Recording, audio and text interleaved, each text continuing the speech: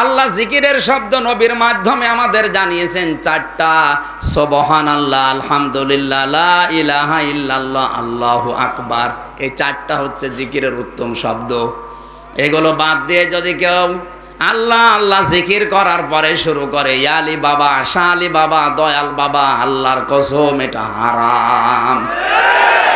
এটা যে হারাম তার প্রমাণ সূরা ফুরকান 19 নম্বর পারার 4 নম্বর পৃষ্ঠা 14 নম্বর লাইনে মাঝের অংশে এটা আছে, মাআল্লাহি ইলাহান আখার, আল্লাহকে ডাকে সাথে সাথে অন্য কাউকে যোগ করে। সুতরাং এই যে এলাকাতে জিকির গুলো যারা করে, তাফসির করতে গেলে এগুলো তো মিলছে না। এই মানুষগুলো যারা আমারে নিয়ে এসেছিল, এখন হাদিয়া তৌফা দেওয়ার পরিবর্তে আবার তাড়া খাওয়া লাগে কিনা আল্লাহ জানে।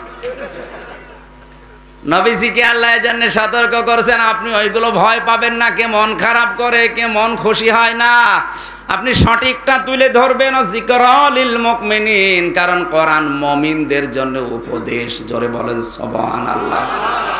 আমরা যেহেতু মুমিন দাবি করছি, আজকের আয়াতটা আমাদের জন্য উপদেশ হবে ইনশাআল্লাহ। দরুদ আর সালাম পাঠ করে আজকের তেলাওয়াতকৃত আয়াতটা একটু পড়েন। আউযু বিল্লাহি মিনাশ বিসমিল্লাহির রহমানির রহিম। কুল নাহবিতু মিনহা জামিআ। সূরা বাকারা 38 নম্বর আয়াত। আমি সব দিকে বাদ দিয়ে সামারাইজ করে খুব তাড়াতাড়ি করছি, কারণ কণ্ঠ বসে গেলে সবই বাতিল হয়ে যাবে। তাড়াতাড়ি করছি।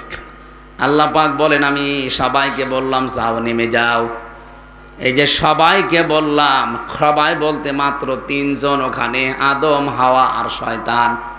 অথচ ইহবিতু বহুবচন জামিয়া, সবাই নেমে যাও। তাফসিরে মুফাসসির লিখেছেন এই সবাই বলতে আদম এবং হাওয়া, এদের সন্তান কিয়ামত পর্যন্ত যত আসবে সবাই এর ভেতরে শামিল। আর শিক্ষা ব্যবস্থায় অনেকে আদমের সন্তান অস্বীকার করে বানরের সন্তান এই পরিচয় দিতে আগ্রহ দেখাচ্ছে। এটা আয়াতের পুরাপুরি বিরোধী। যারা এই দায়িত্বে আছে, যারা এই কথা বলছে আমাদের পূর্বপুরুষ বানর, হতে পারে আপনার পূর্বপুরুষ, আমাদের না। 96% মুসলমানের এই দেশে আমরা এই শিক্ষা মানি না, কারণ কোরআন জানিয়েছে আমরা আদমের সন্তান। হযরত আদম আলাইহিস সালামকে আল্লাহ পাঠিয়ে দিলেন 60 হাত লম্বা 36 হাত মোটা করে বানিয়ে রেখেছেন। নাক দিয়ে রূহ দেওয়ার পরে তিনি হাসি দিয়েছিলেন। হাসি দেওয়ার সঙ্গে সঙ্গে যত জার্ম ছিল ভেতরে সবাই হাসির মাধ্যমে আল্লাহ বের করে দিলেন। হযরতে আদম খুশি হয়ে বলেছিলেন আলহামদুলিল্লাহ।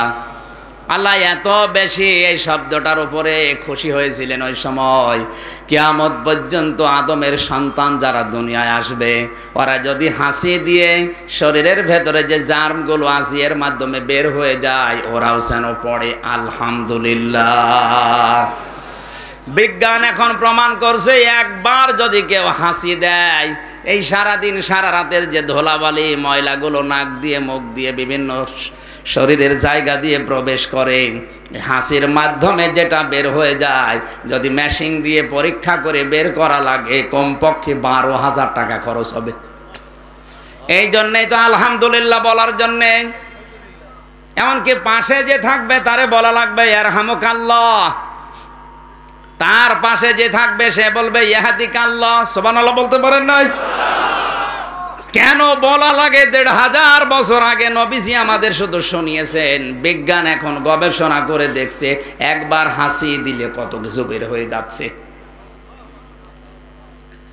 হযরতে আদম পড়ে আছে, রূহ দেওয়ার পরে যখন হাসি দিলেন, জান্নাতের ভেতরে সব কিছুই তার ছিল, কিন্তু মনে শান্তি ছিল না। আল্লাহ রাব্বুল আলামিন আদমের মনের কথা ভাবনা বোঝার পরে বাম পাথরের হাড় থেকে একটা নারীকে তৈরি করে তার পাশে বসিয়ে রাখলেন। হযরতে হাওয়া আলাইহিস সালাম এত সুন্দরী ছিল, আমি তাফসিরে পড়েছি 4 জন মহিলাকে আল্লাহ দুনিয়ায় সবচাইতে সুন্দরী করে বানিয়েছেন, তার ভেতরে হাওয়া 1 নাম্বার। দ্বিতীয় নম্বরে ছিল বিলকিস, 3 নম্বরে ছিল জুলাইখা, 4 নম্বর হযরত ইব্রাহিম আলাইহিস সালামের প্রথম স্ত্রী সারা। এত সুন্দর করে আল্লাহ দুনিয়াতে কাউকে বানানোনি আর বানাবেনও না। পুরুষদের ভেতরে 2 জন মানুষকে সব চাইতে বেশি সৌন্দর্য দিয়েছিলেন। একজনের নাম মুহাম্মদ রাসূলুল্লাহ, আর একজনের নাম হযরত ইউসুফ আলাইহিস সালাম। পৃথিবীর সব চাইতে বড় বিশ্ব সুন্দরী হযরতে হাওয়া। দেখার পরেই হযরতে আদম ধরতে গেলেন, তাকালেন, আল্লাহ বলেন তাকানোও যাবে না, ধরাও যাবে না। হযরতে আদম ওই সময় বলেছে রব্বুল আলামিন ধরাও যাবে তাকানো যাবে, কি করলে আপনি সেই বুদ্ধি দেন। আল্লাহ বলেন ধরাও যাবে তাকানোও যাবে, বিয়ে করা লাগবে। এখান থেকে প্রমাণ হয় বিয়ের আগে যে প্রেমগুলো করা হয় এটা হারাম। এই এলাকায় মনে হয় চলছে না, প্রেম তো চলছে, পরকীয়াও চলছে।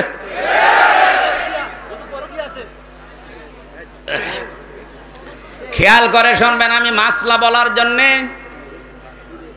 হযরতে আদম আলাইহিস সালাম বলেন আল্লাহ আমি বিয়ে করতে রাজি আছি, অসুবিধা নেই। আল্লাহ পাক বলেন বিয়ে করতে রাজি হলে হবে না, দেনমোহর দেওয়া লাগবে। বলেন টাকা পাবো কোথায়? কিছু যখন নেই, আমার শেষ নবী মুহাম্মদুর রাসূলুল্লাহর নামে 10 বার দরুদ পড়ো, ওইটাই আমি দেনমোহর হিসাবে ধরে নেব। তারপরেও তারে দেনমোহর দেওয়া লেগেছে। এখন যদি কেউ চালাকি করে বলে 10 বার না 50 বার পড়ে দিচ্ছি। হযরতে আদম আলাইহিস সালাম বিয়ে হয়ে যাওয়ার পরে এবার যে মূল কথাটা বলার জন্য আমি এটা পড়েছিলাম, হযরতে আদম নবীকে আল্লাহ এবার আদেশ দিলেন অকুলনা ইয়া আদম উসকুন আনতা ওয়া যাওজুকাল জান্নাতা ওয়া কুলা মিনহা রাগাদান হাইসু শি'তুমা। এই খেয়াল করেন, বিয়ে শেষ হওয়ার পরে আল্লাহ পাক বলেন স্ত্রীকে নিয়ে এবার চলে যাও। জান্নাত কার বাড়ি? আদম আলাইহিস সালামের। কার বাড়ি? আমাদের বাবার বাড়ি। আমাদের বাবার বাড়ি না? আল্লাহ পাক জানাতে চাইলেন যে স্ত্রীকে নিয়ে এবার তোমার বাড়ি যাও। তার মানে বিয়ে করার পরে বউ নিয়ে যাওয়া লাগবে বাবার বাড়ি, এইটাই কোরআনের নির্দেশ। অথচ অনেক আছে বিয়ে করে নিজে ঘর জমায় থাকে। এলাকায় ঘর জমায় না, কাঠ ধরে তাড়িয়ে দেবে। তুই বিয়ে করে বাবার বাড়ি যাবি, তুই নিজে সহ থেকে যাস। এতটুকু শেষ করেননি, আল্লাহ পাক বলেন তুমি নিজে যাও, তোমার বউকে নিয়ে যাও। অকুলা মিনহা রগদান হাইসু শি'তুমা। এই যে শব্দটা একটু ভালো করে লক্ষ্য করেন, আংতা ওয়াকুলা আল্লাহ দেয়নি, একবারে ওয়াকুলা, তাও দ্বিবচন। আজ নারী পক্ষ, নারী স্বাধীনতা আন্দোলন, নারী বিপ্লব পরিষদ, নারী মুক্তি পরিষদ, প্রায় 13টা সংগঠন কাজ করছে দেশে নারীর পক্ষে। কি দিতে পেরেছেন আপনি? 1500 বছর আগে আমার আল্লাহ যেটা দিয়েছে ওইটা যদি নারীরা এভাবে বুঝতো, ওরা নিজেদের অধিকারের জন্য আন্দোলন করত। আল্লাহ কিভাবে মিলিয়েছেন? ওকুলা, হে আদম তুমি নিজের বউকে বাড়িতে নিয়ে যাওয়ার পরে নিজে খাবে, শুধু তা না তুমি যা খাবে স্ত্রীকে ওই মানের খাবার খাওয়াবে। তুমি যেই মানের পোশাক পরবে ওই মানের পোশাক পরা লাগবে তাকে।